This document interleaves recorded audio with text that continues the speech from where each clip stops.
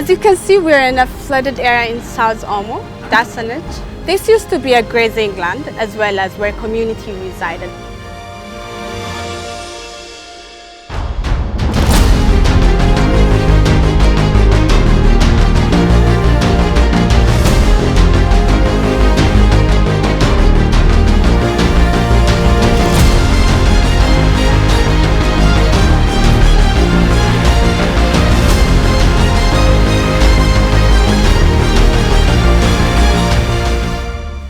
People have been displaced due to the flooding as well as lost their livestock and lost their houses as well.